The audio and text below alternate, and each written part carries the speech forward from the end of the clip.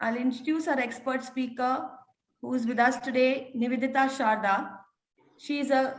Nivedita is a qualified chartered accountant, a gold medalist, and a very dear friend. She's presently working as an advocate, Rajasthan High Court, with 19 years of experience. She's a certified treasury manager and has industry financing experience of 6 years with IDBI.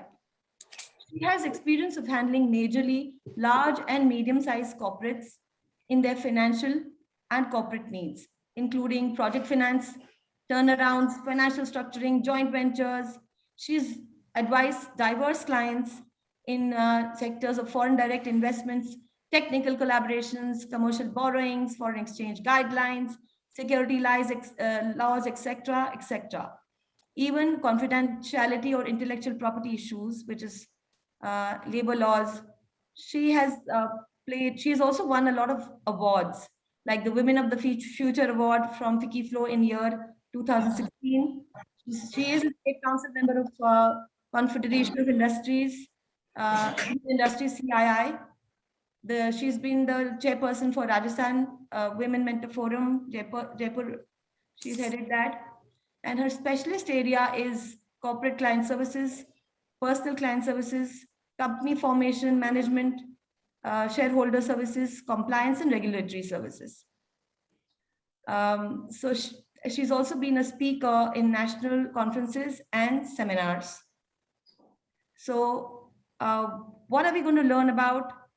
We are going to learn about today. The topic is financial knowledge through difficult times.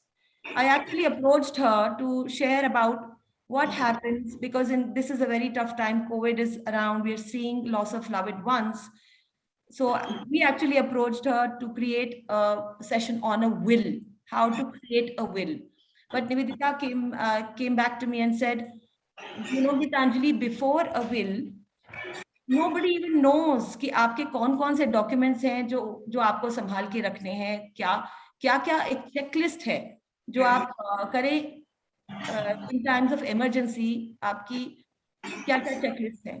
So I hand over the baton to Nivedita to please enlighten us for this wonderful topic. Thank you. Nivedita, you are unmuted. You're muted, and I spotlighted you. Hello, everyone. Please go on mute. We can have question and answer session in the end. Up till then, please go on mute. Thank you. Good morning, everyone. It's been a pleasure to be called here, and I'm really open for questions because this is more like listening to the practical issues and solving them than actually giving a idea about what things are. But I have seen and I have experienced a lot of time. A lot of people is facing a very difficult time towards the financial management or towards having the knowledge which they should have in this difficult time regarding the finances. Now, it's not about that it is managed properly or is it properly invested or we have a fair idea how we're going to earn out of it or we're going to make investment out of it. No.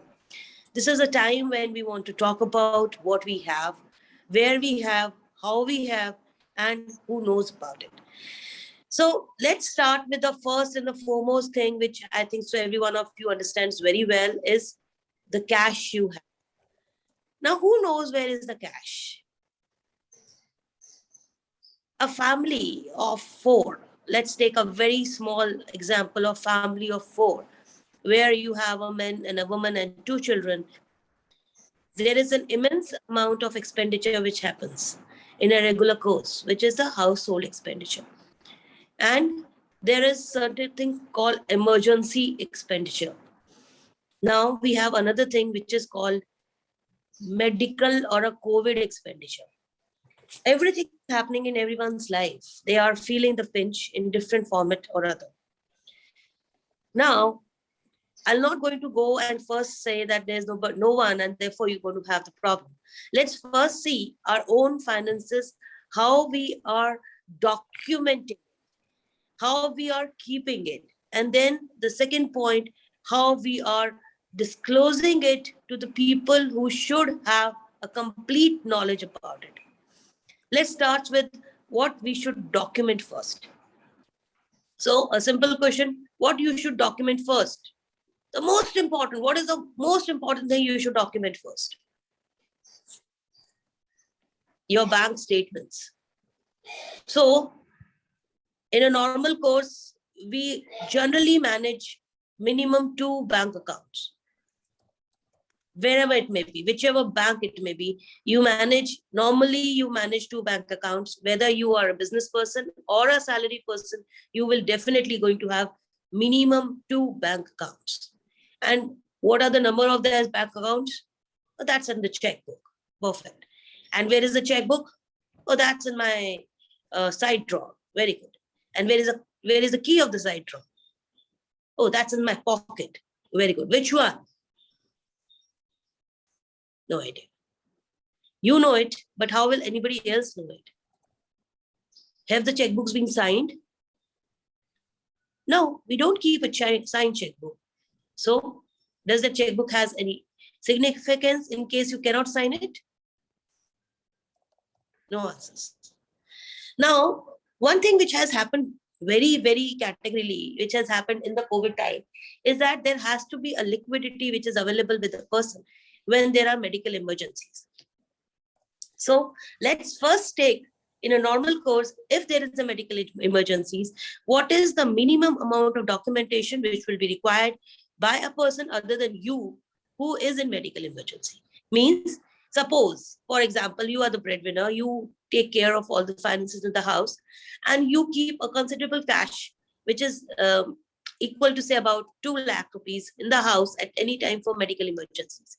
And for some reason, you are being taken to a hospital and you are in no position to talk, no position to sign, no position to meet, and no position to give any instructions whatsoever to anybody else for the purpose of withdrawing money, transferring money, or even paying to the doctors. What will happen? It's a very difficult situation. The technology has really given us few boons in this matter because the internet banking is very, very in. And what an internet banking needs is not your personal presence, but the presence of a password, a presence of your mobile to actually do certain transactions, but if there is money in the account. Have you, any of you have really thought about writing down your password at a particular place and also sharing it with your spouse? If not, please do it. Do 2 things. One, write down all the bank accounts you have in whichever bank you have, and also update in that bank account the amount which is there at the end of the previous month, so that in case of a difficult time, a person know how much liquidity that person has in case even if they go and use the internet banking password for withdrawal on money. Now, let me come to second thing. I don't keep money in my account. It is a waste of opportunity. So what I do? What do you do if you don't do that? So you can have FDs, you can have shares, you can have mutual funds, you could have given loans in the market. Which of them are most liquid? Of course, the FD and the shares and the mutual funds. And the loan in the market? No, it's not liquid at all. Believe me, at the time of emergency, there will be only 1 person out of 1,000 who are going to come and say, please take a loan which was being given to me. It's given, it may be gone. So you need to have a reliable source of investment in the form of liquidity available to you. And what do you do about this liquidity? How do you document this liquidity with you? So wherever, at whichever place you manage a bank account details written properly, you should also manage the details about your FDs, your shares and your mutual funds duly, properly documented. You should let the person know that you have FDs in which account, or which banks you have the FDs with, of what amount you have the FDs with. Then you should very categorically put down what are the shares which you have and who is your broker. Believe me, you cannot sell a single share if it is not through your demat account. So you have to have a share broker account. You have to have a demat account. That details has to be there. And third and foremost, those accounts has to be electronically operated. Today, there are various different sites. For example, you have the trading accounts with ICICI Bank, which also give you a demat account. You have a Zerodha account, which also attach you with your demat account. You can give instructions that if there is any trade on these accounts, the shares which are lying in your demat account shall be pulled in or being dropped in simultaneously without any additional clearances. So this you should take care of. Now, the last but the foremost, what? You have to provide this information in the most accessible manner. If you don't, then when it is required, you don't know how to use it. So you need to educate your spouse how to use this information. Now let me come back to you, and I think so you people understand this very well, that today, in today's world, what we maximum do is keep everything under passwords. We keep everything electronic. What is the first thing which you keep under password? Your mobile phone. Don't you? And do you share your password with anybody else of the mobile phone? No. Generally, no. Generally, no. Today's teenagers, definitely no. I cannot say for the elders, but definitely there is a system where people don't let their mobile phone, the password of the mobile phone known even to the people at the home. And what happens? Today, your mobile phone is as equivalent to as a bank. It has more information coming on it, the more actions happening on it without your knowledge. Today, I even have internet password written somewhere. I have a proper bank account documented. I have a proper shares account documented. And what happens? I don't have the number, the password of the mobile phone. What will happen? Whenever any transaction is being initiated, the password going to come on your phone, and that person may not be able to use it. Please write down all passwords at one place. If it is, we are talking about mobile phone, we are also talking about your laptops, your computers. Every computer is password protected for security reasons. And what happens? Once it is locked and you try to unlock it, the data is gone. Same happens to your email ID. On your email ID, you have a password. What is that password? Write it down. If you change your password, write it down again. You have to have a proper keeper of all the passwords at all the places wherever there is any information or there is any information which is stored, could be accessed, or the way it could be accessed. You need to write everything down. Now let's talk about financial management, what all you need to write down, what all documents you should have. We were talking about will. In fact, Gitanjali told me that in this time, I feel that we should discuss will. Okay, you come to me, we can make a will. What do you need for a will? What will the first thing which I'm going to ask you? Any idea? Who is your nominee? See, nominee is one part of it, but what will the first point I'm going to ask you? Okay. The first thing I'm going to ask you is, who are your legal heirs? whoever. The second thing I'm going to ask you, who will be your beneficiaries?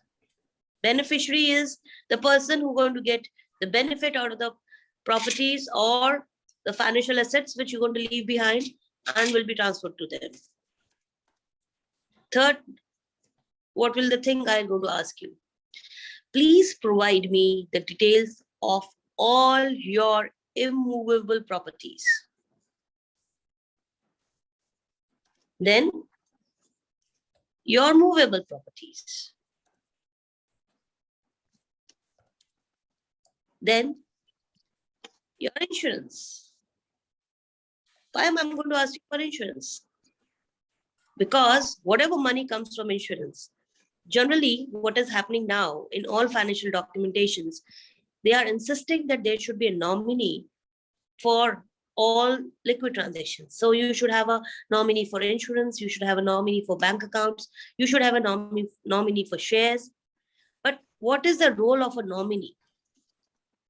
Let's have this discussion before I actually give you more details about what I'll need to ask you for a will. But what is a nominee and who is a legal heir? Do the nominee has all the rights as a legal heir? Or if the money is received by the nominee, does it belong to the nominee? No. Maybe not. If let's say it's your child, then maybe she's younger, then the nominee maybe, no, please enlighten us. Right. For all reasons, the nominee is only a representative of the legal heir. The name of the nominee is used only to facilitate that at the time of a death or at the time of non-availability of the person, the amount can be transferred to this person. Or he will have the authority to operate that particular financial asset. The nominee is not a legal heir. The nominee does not have the rights on the total assets of that person. So if there is nominee in an insurance, the amount will going to come to the nominee's account. But if there are legal heirs other than the nominee, they are free to contest, they are free to ask, and they are free to take that money in the proportion in which it belongs to them. So if you think that in an insurance I have written my wife is a nominee, so whatever money going to come is going to come to my wife, and nobody will going to ask for it, or nobody has any right on that money, then you are mistaken. It's not that way. The nominee is only a representative of the legal heirs. So please, the first and foremost, do fill in the name of the nominee, because nominee for any place will only facilitate you to get the things happen, to realize that asset within a reasonable time. Otherwise, the process is, if somebody expires and that nominee is not mentioned on the financial asset, then you have to get a succession certificate from the court. And the minimum period to get the succession certificate from the court is 2 years. So by that time, that financial asset cannot be used. Will still going to lie with whomsoever person it is. So please do mention nominees in all your banking transactions, insurance transactions, share certificates, FDs, loans, everywhere. Now I come back to the will. I'm not going to come back to the will, actually. I'm not discussing will. I'm only discussing when you go to for a will, what I'm going to ask you. And why I'm discussing it, because this is not about making a will. This is about having this information available with you at the time of difficulty. The foremost thing which you need to do is documentation of all your liquid assets and how it can be used. But there is another thing which you need to have, is a list of all debtors, means the people from whom you ask money, and a list of all creditors, means the person to whom you need to give money. it needs to be properly documented, properly written, properly mentioning what is the interest which you have been receiving from that person from time to time. Believe me, whether you make a list of debtors is not important, because you don't know whether they will be recovered after you are gone. But you should have a list of creditors. If you have taken a single rupee also from somebody, please make a list of all people to whom you need to pay. Why? Why? I should actually have a list of debtors from the people to whom I need to take money from. Why should I have a list of creditors, the people to whom I have to pay? Because at the time of such needs, they will be the first people to come and tell you that there is money which has been owed to them. And it is a very big possibility that you have 10 people in your knowledge to whom you owe the money, and 11th person are going to come and say, the money, I need to have that money because you also owe it to me. And when that me is not there, then what? Then the people in the house actually don't know whether you owe money to X, Y, Z or A, B, C. And when they come to you to ask money, you are speechless. So either they will force you to pay, or they will always put you in a debt for your life, saying that you were required to pay me the money and I have forego it because there was a need which you had more than mine. So please, I request all of you to not put any debt on your own people without writing it down. This is the amount which I'm talking about, which is there in the market or from the people you have taken, other than the banks. I have come to know a very recent case of one of my friends. His husband expired because of heart attack. And till that time, she was like absolutely comfortable, had no idea what her husband does, what her company does, how many employees they have other than whomsoever she has seen, and wherever they are banking. Absolutely no idea. Very well educated lady, 2 kids, but never interfered, never asked her husband, what do you have? And what happened? After he expired, 3 days down the line, he received a call from the bank that your EMI for 3 houses has not been paid.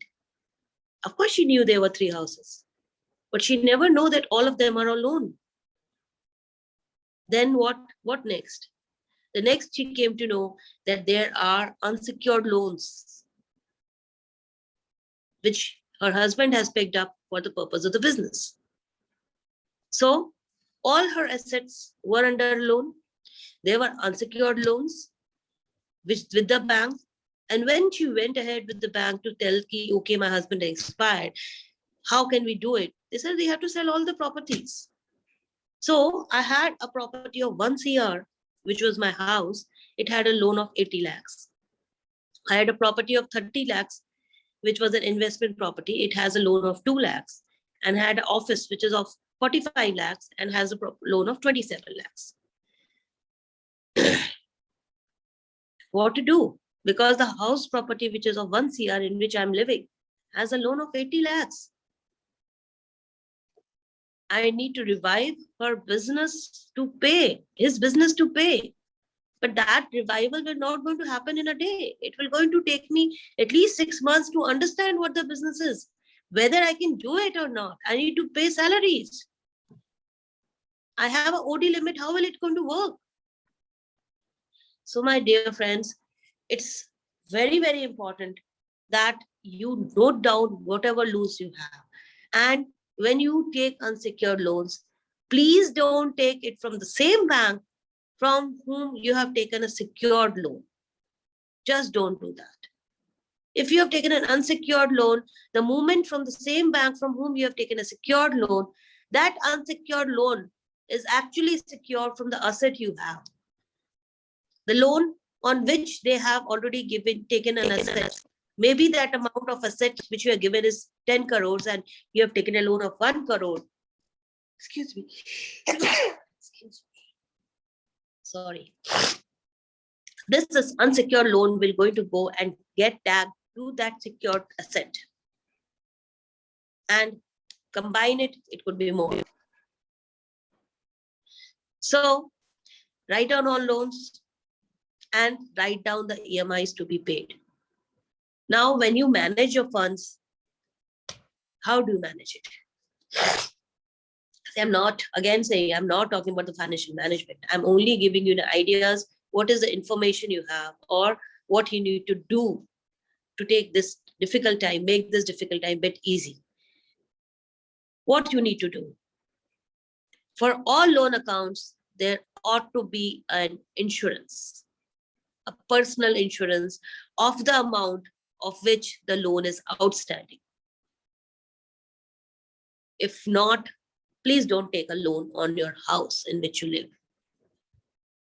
The lady of the house will be evicted within 6 months if she is not able to pay the EMIs. And it is a very big possibility that whatever is the liquid funds, they may not be available on her or to her on an immediate basis for paying out that loan. So please take an insurance of equal amount of the loan on the residential property if that property is on loan. You should be insured for your life for the loan amount. Because in case of anything happening, this insurance payment will going to cover your loan, and your house in which your family lives will always remain intact in the family only. Now, let's talk about another problem which comes, which is not known to 90% of the people. How many few people have taken insurance? I just hope every one of you. And where are that insurance papers lying? And in fact, where are your property papers lying? And how do you operate them? Do you keep it in DigiLockers? Do you keep it in the bank lockers? Do you keep it at home? Do you keep it at office? Other than the spouse, does anybody has any access to them? If no, or if yes, first and foremost, your spouse should have an access to all those documents, wherever they have been kept, and an exclusive right for access to be given to her, which is to be a written access even in the banks. So generally, whenever you have lockers with the banks, you are generally suggested you should open in a joint name, and an access should be available for the other person. Now here I come and tell you there is one major difference and one major problem which happens with a lot of people. In fact, it happens in such a way that you don't even know what to do about it. You have a bank locker. You get that bank locker in the name of 3 people or maybe 2 people. And in a lot of cases, I've seen bank lockers in the name of mother-in-law and the daughter-in-law. And both of them operates it. Something happens to the mother-in-law. And whatever has been kept there is not actually of the mother-in-law, it is of the daughter-in-law. Can daughter-in-law operates it if she's no more? No. She cannot operate it. Bank will not going to give them access. There has to be a success certificate which has to be given, and the legal has to be present to open that locker. So my humble suggestion to all of you that please, if you are operating a locker, please operate in one single name, and please keep all the documents of your own in that locker and not of third party. So that when that locker has to open, with the detail of this legal has, this locker can be operated.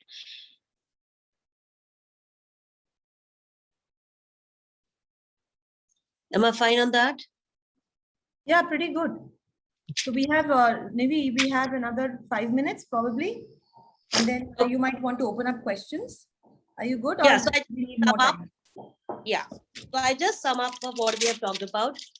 First and foremost, please document all your financial assets and your liquid assets, your immovable properties, your movable properties at one place. And also please document whatever type of loans you have taken from wherever you have taken.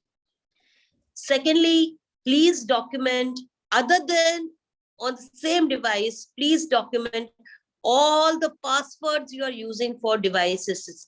It could be a password of your mobile phone, it could be a password of your laptop, it could be a password of your bank account details, it could be a password of your locker, it could be a password of your DigiLocker, it would be a password of your email ID, it will be a password of your Paytm, it will be a password of your Vortex. Insurance information, it could be a password about any documentation you have kept outside your house. Please write down all details, all passwords at one place, and do let know about that information to your family members, that you maintain a particular type of documentation or a diary or a file which you have kept at this particular place, which will have all these informations properly written down. Please have FDs only in the banks in which you are operating your saving or current account, so that whatever FD is there at the time of the need, the amount can be just by an instruction online, and it could come in your bank account, and which could be used by any person who is having an access to your passwords of the bank accounts. Please use internet banking as much as possible. Please put all your shares and your brokers names and details at one place, so that if any share has to be sold or a mutual fund has to be sold, it could be sold through a normal channel, and the money could be you can get all the money in the bank account. There is a facility that the Demat account these days get directly linked to your trading account, and you don't need to give a signed a signed document for every share transaction happens. Then please document all your debts for whatever loan you have taken, especially if a loan is being taken for a residential house. It should have an equal amount of cover as insurance, so that at the time of the need, nobody is being asked to evict the house in which they live in. Then you should not take unsecured loans from any bank from where you have taken secured loans. The moment you take unsecured loans, the secured loan automatically get enhanced to the amount of the unsecured loan, and that property of yours will not be freed until unless that is also paid. Then please keep all your KYC documents updated at all time. In case it is not, then this difficult time, nobody will go to release KYC not in a position. Please maintain a minimum 6 months liquidity of your household expenses, because this is the amount which is required by our household before all the financial assets will be released in their hands for utility. So please maintain a minimum balance of 6 months of your household expenses with your spouse for any type of emergency. Forget even about a medical emergency. Please do maintain this much. And the foremost and the most important is, please educate her how to use this information. If you have done everything, you have not taught her how to go to bank, how to do internet banking, how to sell shares, how to redeem mutual funds, how to get immovable properties done, believe me, even with that information, she'll not be able to help herself. She will really feel helpless. Please educate about how to use the financial assets at the time of the need. Thank you. The house is open for questions. Thank you so much, Nivi. You've summarized this so beautifully. I don't need to say a thing, but I'm sure our members have tons of questions. This has been invaluable. All the financial pointers you said. Actually, this information is invaluable. So I think we have a question from Sonika. Please unmute, Sonika. Good morning Nivedita. Yeah, जैसे good morning. जैसे आपने बोला कि हमको creditors की एक list maintain करके रखना चाहिए ताकि बाद में वो हमसे मांगने मतलब कोई भी एक्स्ट्रा जना हमसे मांगने पैसे ना आ जाए, राइट? जी बिल्कुल। इसी तरह से हमको डेबिटर की भी लिस्ट बना के रखना चाहिए ताकि हमको जिस चीज से लेना है हम उससे उस समय कलेक्ट कर सके, नहीं तो वो हमारा पैसा डूब जाएगा, हमको पता ही नहीं होगा। तो बिल्कुल सही कह, इनफैक्ट ये बहुत जरूरी है आप दोनों लिस्ट बना के रखें, जिससे पैसा लेना है, जिसको पैसा देना है।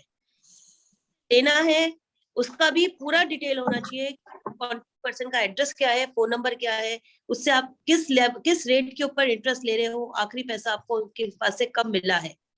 क्योंकि जो सबसे डिफिकल्ट पार्ट होता है उस पैसे को रियलाइज करना, और रियलाइज करने से पहले उसको ये प्रूव करना कि ये पैसा आपसे लेना है। तो जो डिटेल आप क्रेडिट बनाते हो वो तो सिर्फ इतनी भी बनाओगे कि मुझे इसको ये पैसा देना है और उसकी आगे की डिटेल नहीं है तो आपका काम चल सकता है, लेकिन जिससे लेना है जब तक आप ये नहीं लिखोगे कि मेरे को आखिरी पैसा उससे कम मिला था, तब तक उस लिखे हुए की भी वैल्यू नहीं आएगी। तो please take both the list and keep it always. Thank you Nivedita. May I please, Ruchi, please unmute yourself. Hi Nivedita. Hello, how are you Ruchi? मेरा क्वेश्चन ये है कि जनरली आजकल क्या होता है कि हम प्रॉपर्टीज खरीदते हैं, राइट?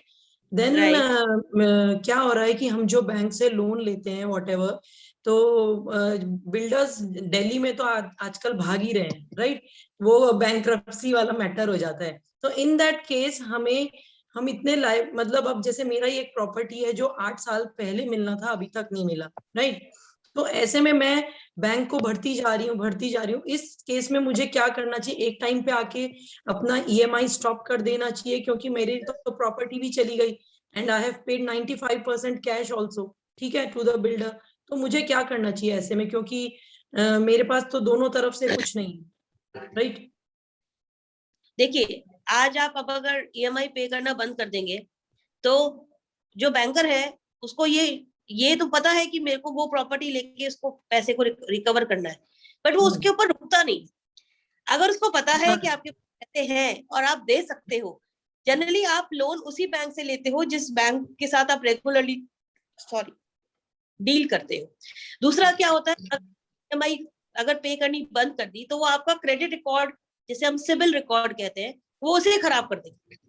फ्यूचर में अगर मैं बस इसमें आपको एक बार इंटरप्ट करूंगी, इसमें मैंने आपकी राय से मतलब like I have taken loan from other bank and my account is in other bank. Okay, so at least you are safe for one part that you're not going to take the EMI from your account, but the problem is you spoil your CIBIL. CIBIL is credit worthiness of a person to take loan. अगर आपकी पर CIBIL खराब होती है तो it takes not less than 3 years to get repaired. और ऐसा नहीं है कि आपने ये अभी लोन ले लिया या आपने ये घर नहीं लिया तो आप आगे जाके कोई दूसरे घर के लिए लोन नहीं लेना चाहिए। इसमें सजेशन इतनी ही होता है कि आप जिस बंदा आपसे पैसा लिए जा रहा है आप बाकायदा उस पर सूट करें और उसको आप फोर्स करें कि वो आपको इसका पोजेशन दे। और अगर वो ऐसा भी कुछ नहीं कर रहा है तो सेल योर प्रॉपर्टी। वो हो नहीं सकती ना, it's like a structure only for the same, मतलब फ्रॉम द लास्ट 8-9 इयर्स, तो उसमें मूवमेंट ही नहीं हो रहा है, मतलब द थिंग इज कोई मूवमेंट ही नहीं है उसमें। और very big cash to position, it's very big cash to position and litigation is the only way. File a complaint under RERA, ask them to purchase your property back or sell it in the market if you want this amount to be stopped, or you need to decide. The only problem is if you stop paying the EMI, you will not have the right to take another loan after some time because the CIBIL will be spoiled, which I will not. Thank you. Thank you, Nivedita. Thank you, Ruchi, for asking. We'll take the last question of the session. Seema, may I just ask you to unmute yourself and put on your camera, please? Thank you. Yes, I have a question. My father-in-law had a bank account, FDs in the bank, and he has returned either a survivor with his wife. But now it has become a consumer case because my brother-in-law says that he has the right to get to it. So what would be my mother-in-law is she has to get the money because she's facing problem. But what should be done? See, that's what. Her son is claiming it. Yes, so I'll tell you, that is why I talked about, if you mention a nominee also, that amount does not belong to that person. The law says, but he has mentioned either or survivor also. yes, either or survivor will only give an access to that amount. It does not make that person having the right to use that amount in a whole. Okay. The law does not say that whoever is the nominee or the person to whom the amount is actually handed over becomes the owner of that amount. Law says that every legal hand has a right to that amount and they can claim it. So even your father-in-law has written that this money belongs to your mother-in-law. Yeah. If it was of your father-in-law, earned by your father-in-law, then your brother-in-law has equal rights on that money as your mother-in-law. Okay. As per law. Okay. Thank you. Thank you. I suggest the thing what you are talking about, in that normal case, they should actually write that in the will that this money will belong to my wife. Or if they have anything like that, that after this thing is like I'm not no more, then this money should go to the wife. Please write a gift stating that this money will going to go to my wife. Just writing either a survivor actually does not give 100% right of that money to his wife. That's And why we say, even if he has returned in joint, if he has FD of joint, and दोनों ने father-in-law भी है, mother-in-law भी है, either or survivor भी है, तो what? तो भी अगर जॉइंट में भी है तो भी जो पैसा है उसमें जॉइंट का पैसा भी 50-50 माना जाता है. उसका 50% पैसा भी के ऊपर भी आपके जो ब्रदर लॉ है वो क्लेम कर सकता है. So legally that is possible. Legally that is allowed. Okay. I just suggest please do write a will whenever you want that your wife should be given a right over your children. Please write a will. What about the rights of a daughter? The rights of the daughter is equal to the right of a son. Okay. That's there. Okay, I'll request you all to put down your questions in the chat. We can take it up in the upcoming session. We'll surely request Nivedita to take up the next session on a full session on will and all your Shanka Samadhans. But Nivedita, you did a fantastic job. आपने एक hornet's nest open up कर दिया है जहाँ पे समझ में आ रहा है. इतने सब लोग aware हो जाएंगे and now when they go back और वो अपना काम करके लेकर आएंगे homework कि हमने क्या किया और क्या नहीं किया, हमारे पास क्या नहीं है. I am sure आपके पास 100 more questions आएंगे. उसके लिए we can keep the next session next Saturday. We'll let you know the time. But Nivedita, you can take a full-blown session on making a will and solving the problems which are going to questions. So many more questions which are going to come. More than welcome. I'll be more than happy to do that. Thank you so much for such a wonderful, useful, enlightening session in very short time, crisp. You've tried to punch in everything. As usual, you were fantastic. I will now request Darshana to please give a vote of thanks. Thank you, Nivedita. Yeah, hi everyone. Good morning. So it's really, unreasonable, unstoppable, and commitment of each one of you to be here.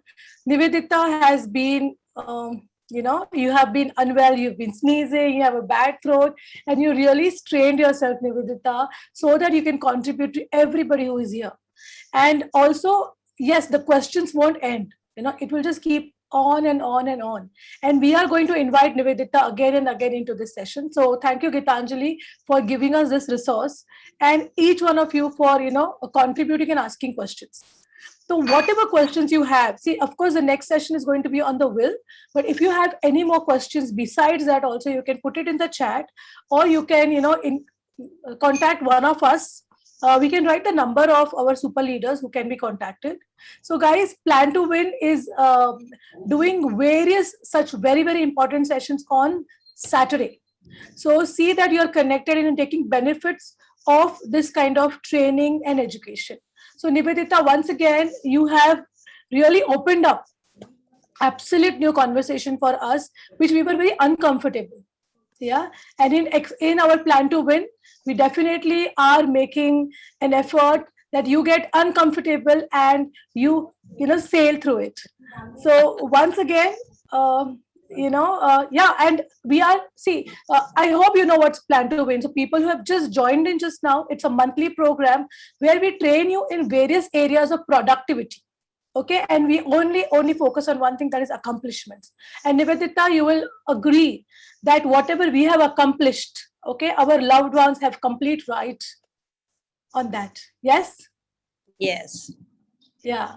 Each one of you, do you agree that whatever we are accomplishing, whatever is our dream, we are realizing it for our families, and they should definitely get an access without any trouble? It's very disheartening to see around us people going through such difficult times. And that is why whenever we are doing this expert speak session, whenever we are going to, I have myself, invited everybody from my contact. 6:30 is a time which is little bit unworkable. We are trying to get it into another comfortable time. We are still in discussion, because this is the time when everybody is available and the most committed people will come and show up here. Okay, so we are still thinking of changing the time. So just be in touch with people who have invited you in this session, and we will let you know when Nivedita is coming later. Yeah. Also, we have various important sessions, just like cybercrime, okay, which are like burning topics which Expert Speak, Plan to Win Expert Speak is bringing here. If you want to know and get connected to Plan to Win October session, kindly reach out to our super leaders, because October session is beginning, of course, from the 1st, yes, but we will be doing 5 days before some preparation work with you. If you're absolutely new, we'll be doing some preparation and warming up work with you for the first week. Our entire Plan to Win is available for your trial from 25th onwards. So visualization, creation calls, training capsule, all of that, and you can participate in Expert Speak as a resource also. So from 25th, we're opening doors to everybody to experience this. So once again, Nivedita, thank you so much for coming here and making this topic real, I can say very comfortable. It's not now, oh my God, how can I talk about someone's demise who is so close to me? Everybody is here to leave this world. Okay. And we have to live in such a way that we are contributing to our loved ones the most. Yes.